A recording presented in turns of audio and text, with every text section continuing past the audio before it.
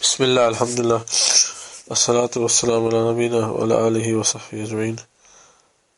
Continue the explanation of Shurutus Salah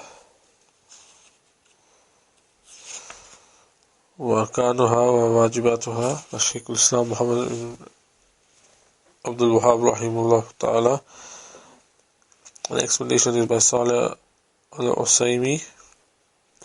So Muhammad ibn Abdul Wahaab, he says in the text, الشرط السابع, the seventh condition, دخول الوقت, entering of the time. والدليل من السنة, and evidence from the Sunnah, hadith Jibreel alayhi salam, the hadith of Jibreel alayhi salam,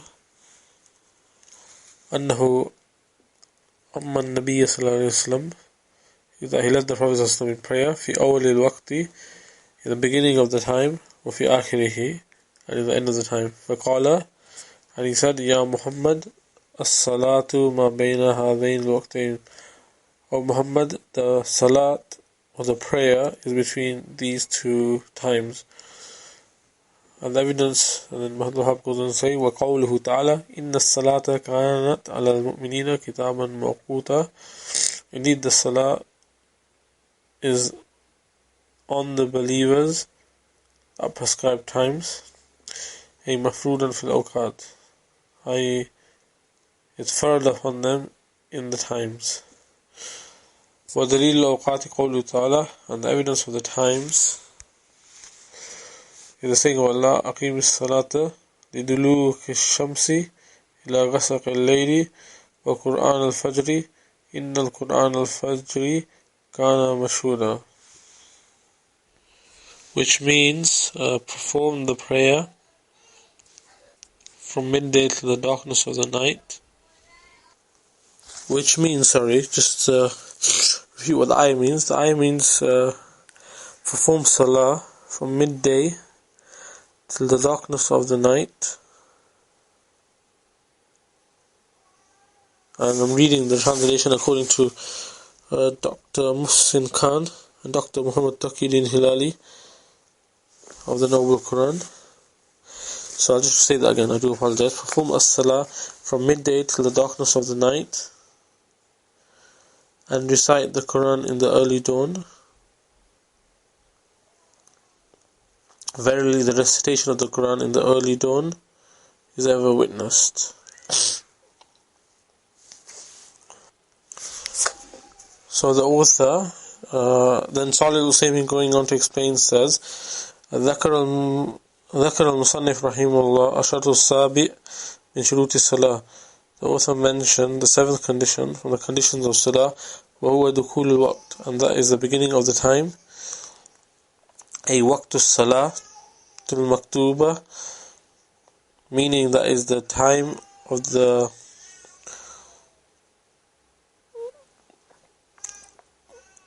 obligatory prayers.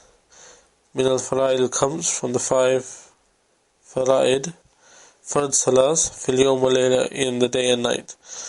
وقدم المصنف دليله من الحديث على الآية, and the author, he mentioned the evidence from the hadith before the ayah, لما فيه من البيان المفصل, because in it is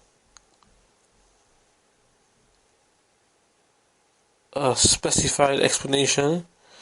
في كون كل صلاة لها وقت يختص بها, in that there is specific specification in the fact that each salah has a time that specifies it,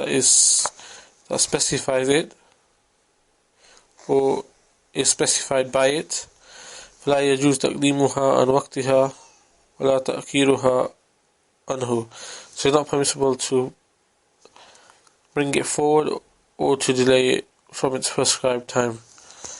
Then Saleh al Usaymee goes on to say, وقوله رحمه الله, and his saying, may Allah have mercy upon him, وَدَلِيلُ الْأَوْقَاتِ, and evidence of the times, i.e. the saying of Muhammad Wahab, a mujmalatan. The Saleh al Usaymee goes on to say this is general. فدلوك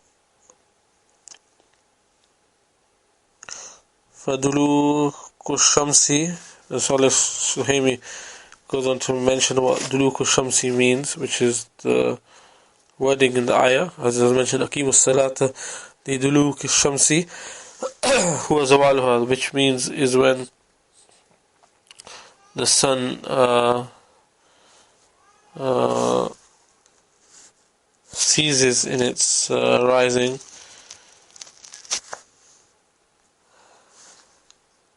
And comes underneath this, or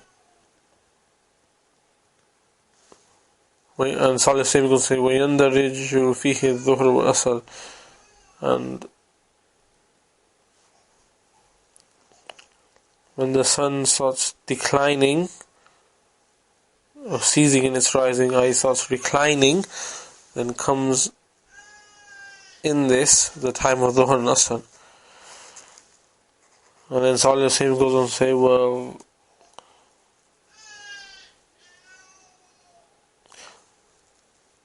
غَسَقِ اللَّيْلِ, and the darkness of the night, هُوَ ظُلْمَتُهُ, it basically goes on to say, it is basically the darkness of it. فَيَنْدَرِجُ فِيهِ الْمَغْرِبُ وَالْإِشَاءُ, and incorporated in this is Maghrib and Isha. So if you refer to the ayah, Surah Al-Isra, which is the 17th surah, I think, and the verse numbers, this is me talking now, and the 78th ayah, and obviously you should refer to the translation of that, you'll know what I mean here. وَقُرْآنِ الْفَجْرِ أَيْ صَلَاتُهُ, and the Quran of the Fajr, meaning its Salah. وإنما أفرد لأن وقت الفجر لا يتصل في طرفي بصلاة مفروضة. And the reason why Fajr was mentioned separately in the ayah, and because obviously this is me talking now, Allah mentioned لِدُلُوكِ الشَّمْسِ, which incorporates, as we mentioned, Zuhr and Asr, إِلَى غَسَقِ اللَّيْلِ, which incorporates Maghrib and Isha. So the reason why Fajr was mentioned separately is because it's not connected with two ends.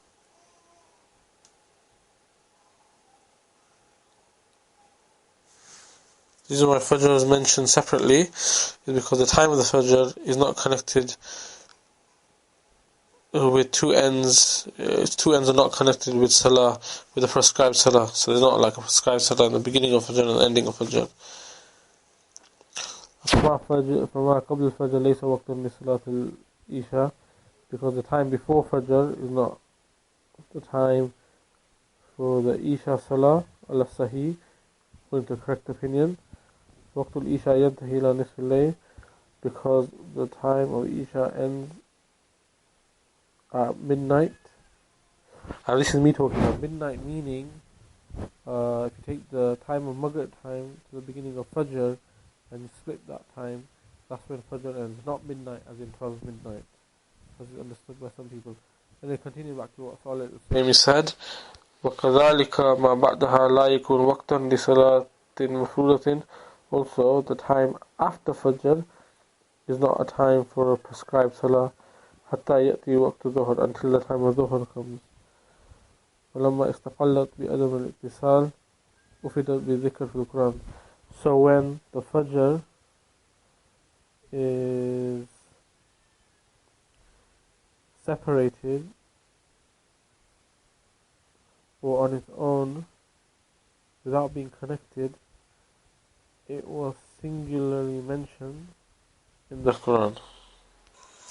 And just to mention a few more points of benefit, continuing from Saleh al Usaymee, which is Saleh al Usaymee, and this is a second transcription of the same book that he did, so we'll be taking benefits from that, because I discovered this second transcription today on the internet. So Saleh al Usaymee goes on to mention that the hadith that was mentioned regarding Jibreel alayhi salam leading the Prophet in the Salah to the end of the hadith, and you refer to that.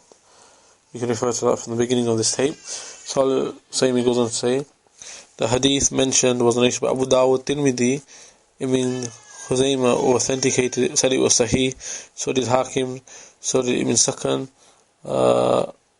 and its chain of narration is Hasan, good, وَسِيَاقُ الْمُصَنِّفِ مُخْتَصَر, and the wording that the author used of the hadith is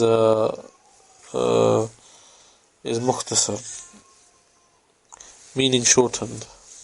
Also, Saleh al Usaymee goes on to say, this is from the second transcription that I'm reading, that the ayah is basically showing the times of the Salah in a general way, in generality. That concludes today's lesson. Subhanakallahumma wa bihamdika, ashhadu an la ilaha illa anta, astaghfiruka wa atubu ilayk.